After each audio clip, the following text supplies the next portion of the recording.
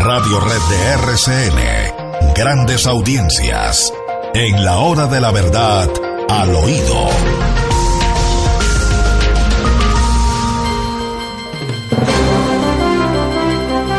¿Cómo le pareció, William, este reporte de Carlos Alberto Montaner, este escrito que debiéramos grabar en nuestra mente? ¿Cómo le parecen esos venezolanos que por miles, decenas de miles, centenas de miles vienen a buscar aquí libertad y un pedazo de pan?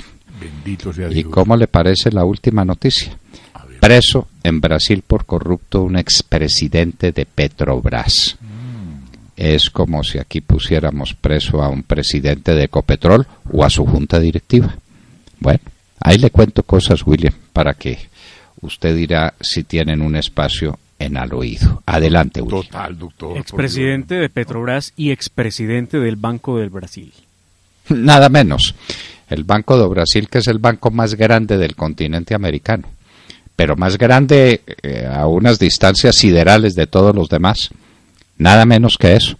Es como si pusieran preso a un expresidente del Banco de la República en Colombia. El Banco de Brasil tiene muchas de las funciones que tiene aquí el Banco de la República. El banco estatal y privado más grande del continente es el Banco de Brasil. Ese es el que está preso en Brasil por corrupto.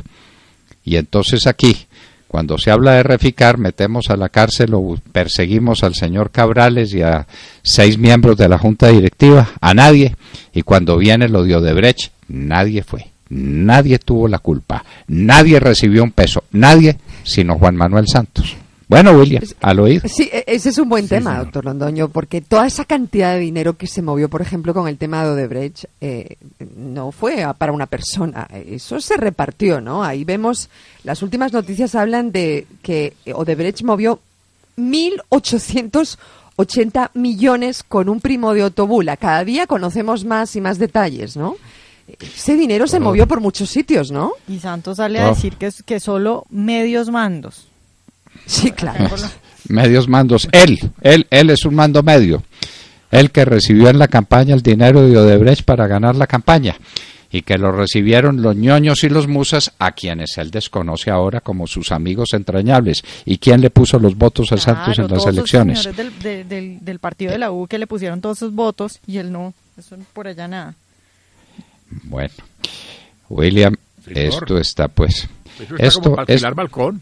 Ese espectáculo de Venezuela, yo veo esos cuadros que nos presentan los noticieros de televisión, que lo traen como un espectáculo folclórico, simplemente. Un venezolano con un bulto al hombro y un niñito de 3 años en la otra mano. Ese es el espectáculo y eso es lo que nos aguarda. Manejados por este presidente y manejados por estos bandidos de las FARC, que fueron ellos los que causaron el desastre de Venezuela. Así unidos, sí. Claro, ellos son... Es que ahora sí se lamentan, pero ustedes recuerdan las discusiones que el presidente Santos tenía con el expresidente Álvaro Uribe precisamente por el tema de Venezuela. Era su mejor amigo. De alguna manera fueron cómplices silenciosos de lo que está ocurriendo en Venezuela, que es una tragedia anunciada. Ahora sí la canciller habla, ahora sí el presidente habla, cuando ya prácticamente no hay nada que hacer. Mire cómo está el país. Y Santos, ¿de qué habla? Si es lo mismo que está haciendo acá, estamos siguiendo los pasos de Venezuela. Entiendo. Exactamente. Reforma agraria, reforma política, persecución judicial.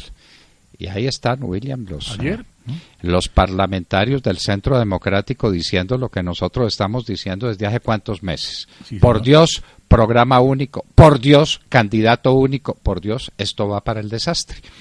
Y entre los candidatos del Centro Democrático, gente tan buena, gente tan capaz, pues no faltan los pellizcos y las patadas en las espinillas, no pueden faltar. Resultado, ahí lo estamos viendo en las encuestas. Sí, o a esto le pone orden el presidente Uribe ya, o vamos a terminar en el gobierno de una Claudia López o de quién sabe quién. Ayer en el noticiero oficial CMI, pues salieron a hacerle fierros a la magistrada del Consejo Electoral, Ángela Hernández. Y dicen que ella la emprendió contra Santos. que ella investiga el presunto ingreso de dineros a la cuestionada firma brasileña Odebrecht a la campaña del presidente Santos en el 2014 mediante este auto que firmó. Ayer la señora Hernández pidió pruebas que se dice en CMI que se salen de la órbita del Consejo Electoral. Por ejemplo, dicen ahí, está reclamando a los jueces pruebas sobre la Ruta del Sol, que en concepto de 6 magistrados nada tienen que ver con la campaña de 2014 que ella investiga. Estas pruebas son, dice, inconducentes e impertinentes, dijo un magistrado. Pero ¿cómo pueden decir eso, William, si precisamente ese otro sí y la Ruta del Sol 2 con la vía Ocaña-Gamarra es precisamente el gran tema donde Odebrecht logró prácticamente a dedo ganarse esa licitación con el concurso y la ayuda de la ministra Gina Parodi y de la ministra Cecilia Álvarez? Es seguir los resultados o los efectos del delito. Pero es que los magistrados del Consejo Nacional Electoral no tienen nada que opinar porque quien está actuando es la magistrada ponente e investigadora, claro, que le pide información a la Fiscalía y la Fiscalía no se la da. Amárrese más porque lo que le tengo aquí es para que se amarre más. Esto está parecido a un consenso con C que leí por ahí que me tiene de catre. Y reveló además que en el Consejo no se explican por qué si la magistrada ya tiene las pruebas que demostrarían que Odebrecht pagó $1 millón para realizar un estudio de opinión a la campaña Santos 14, no han concluido el proceso. El pago lo hizo Odebrecht a la empresa de publicidad Sancho, BBDO, y por lo tanto nunca ingresó como aporte a la campaña de Santos. ¿Cómo le parece, pues? No, es que Odebrecht tenía mucho interés en sobornar a Álvaro Arango, porque es un personaje decisivo en la política colombiana. Ese era el objetivo de Odebrecht, conseguir el favor de Álvaro Arango. Por favor, ¿a quién engañas, abuelo? ¿A quién le mientes? Claro. Álvaro Arango era simplemente un momento de pase del dinero hacia la campaña de Santos. Pero ese millón de dólares no habla nadie. De los gastos de la Fundación Buen Gobierno no habla nadie. Ahora cayó uno de los senadores que estuvo bien vinculado a la Fundación Buen Gobierno. De eso no habla nadie. El senador Olano y su paso por la Fundación Buen Gobierno. Eso mañana no se menciona. Esta mañana, escuchando la noticia de nuestro compañero de mesa, de Mar Córdoba, hablando de ese tema, que por qué el presidente sale ahí mismo. Esta nota parece redactada por el sátrapa, porque yo estoy aterrado viendo cómo le cubren la espalda a ese tema. Y entonces dicen, además, en CMI, sobre esa prueba dicen los magistrados debería actuar la magistrada, pero ella al contrario anunció que pedirá al Consejo Superior de la Judicatura investigar a la fiscal Amparo Cerón porque considera que le demoró el envío de documentos de investigaciones que adelanta sobre los sobornos de Odebrecht. Esas son pruebas que nada tienen que ver con la campaña de Santos y por eso la sala no apoyará investigación disciplinaria contra la fiscal, indicó otro magistrado, que tampoco dice quién es. Estas son las cosas, doctor Londoño, que uno se echa la bendición. Ay, Santísima Virgen, por Dios. Bueno, bendición. William, hay un tema de una gravedad extraordinaria que estamos tratando, como todas las cosas se tratan en Colombia, con una frivolidad y una superficialidad infinitos. Sí, señor. El tema de Claro y de Movistar. Entonces esto, en últimas, es José Gavino Pinzón, un personaje que hay que sacar a pasear. Hay que mirar cómo son sus antecedentes y sus vinculaciones con la revista Semana, y por ahí hay que mirar cositas sobre él. Y la otra magistrada del tribunal, una persona que sirvió muchas veces de abogado al gobierno y que ahora condena a los que están contratando con el gobierno y a los que hay que castigar prácticamente con la pena de quiebra. Y esto lo hicieron por unas sumas absolutamente colosales. Y si los bienes tenían que revertir a la nación, ¿por qué no los tomó? ¿Y por qué no los discutió? Y entonces esto, ¿por qué se convierte en una indemnización de perjuicios? ¿Y por qué no? Es que los bienes son nuestros, preste para acá las torres, que yo las voy a utilizar. Entonces, ¿eso cómo fue? Eso es de una gravedad infinita para el país, infinita. Nos vamos a quedar sin telefonía celular. Las otras compañías celulares no son capaces de soportar el mercado donde se cierren Telefónica y Movistar. Así de fáciles. Bueno, doctor, mientras tanto, el partido de la U naufraga. Naufraga. Sí, está partido, William. Lo dijimos aquí en la hora de la verdad. Se iba quedando sin candidatos a la presidencia de la República y ya se tiró el primero del barco. Se tiró el doctor Juan Carlos Pinzón. Sí, señor, dio a conocer una carta anoche, precisamente, donde agradecía al partido el tiempo que él estuvo allí y recordaba su paso, pues, por la embajada como ministro, la labor que ha hecho, pero les dice muchas gracias, me retiro y me voy a buscar mi campaña. ¿Y para dónde va o para dónde viene? Él ¿Y para dónde va y para dónde viene Marta Lucía Ramírez? ¿Y para dónde va y para dónde viene Alejandro Ordóñez Maldonado? Todos los caminos conducen al Centro Democrático, y el Centro Democrático descubre que no tiene candidato porque los ha sacrificado a todos.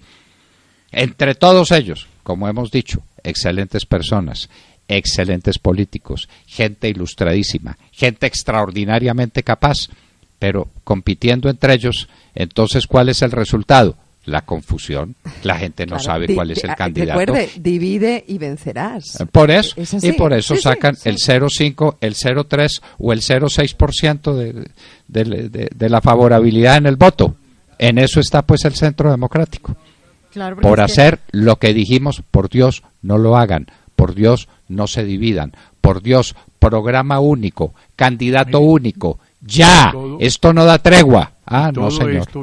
No sé, todos los días aparece un candidato distinto. Todo esto tiene una explicación, como usted nos lo enseñó hace como 4 años, cuando nos decía aquí por estos micrófonos, que se unan estos candidatos a la alcaldía de Bogotá para que no suba Petro, porque nos arrepentiremos de ver a Petro como alcalde de Bogotá. Lo reuní. Bueno.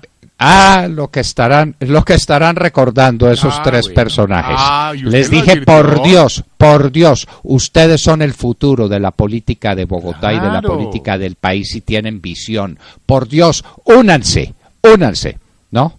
Cada uno tiró por su lado porque cada uno tenía su mentor, entonces era la mamá del uno y era el partido político del otro. Habrá que decirlo, la que más dispuesta estuvo a la unión fue la señora Parodi. Hay que decirlo con toda claridad. Bueno. Pero no fue posible. Se desunieron y tuvimos a Petro.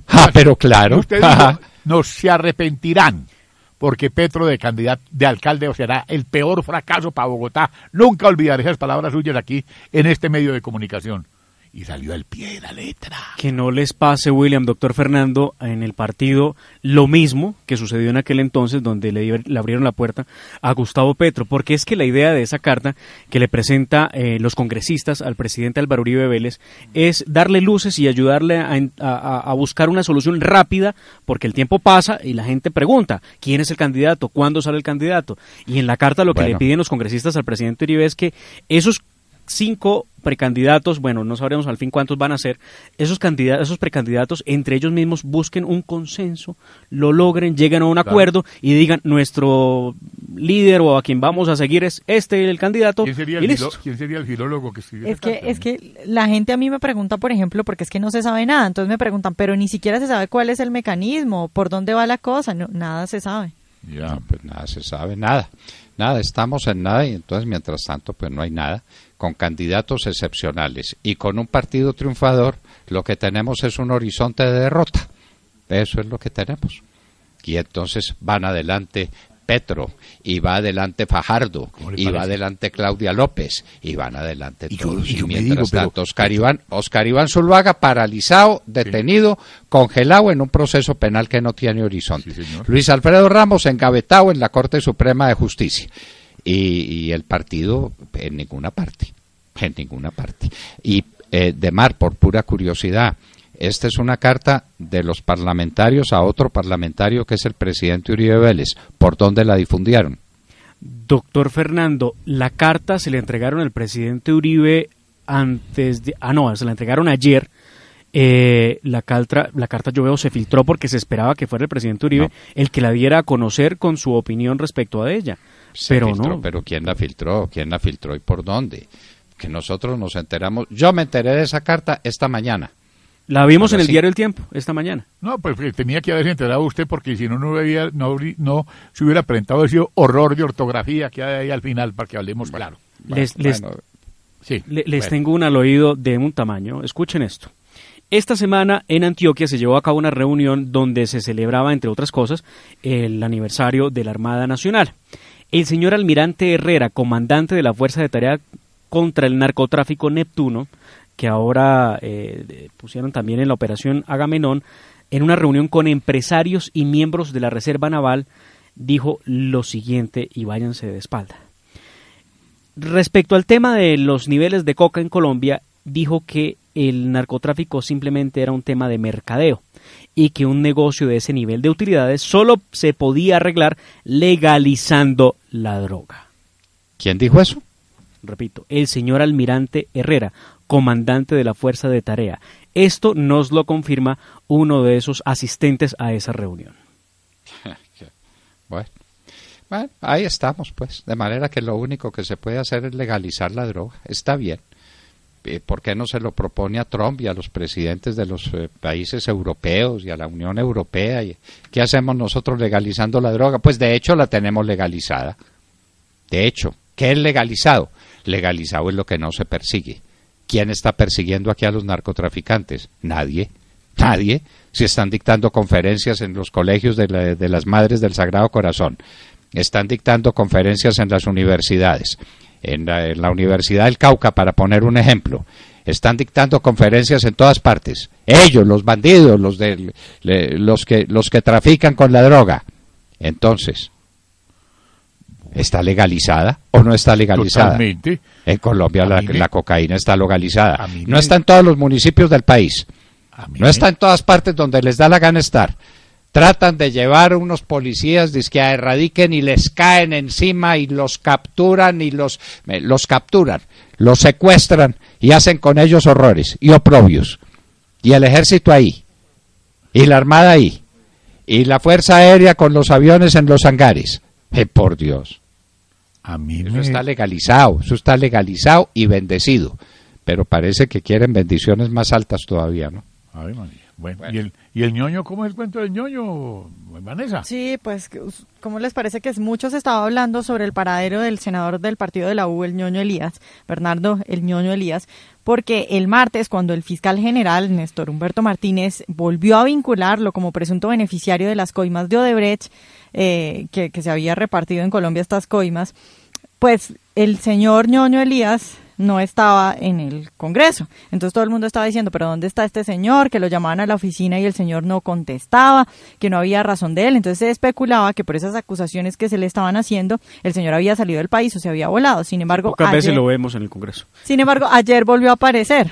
Entonces, lo gracioso es que apareció con una frase bien peculiar, ¿no? Dijo, estoy aquí en Bogotá, máximo en Montería, presto al llamado de la Corte y ahí estaré para aclarar este impasse, porque para mí no deja de ser un impasse lo de Odebrecht.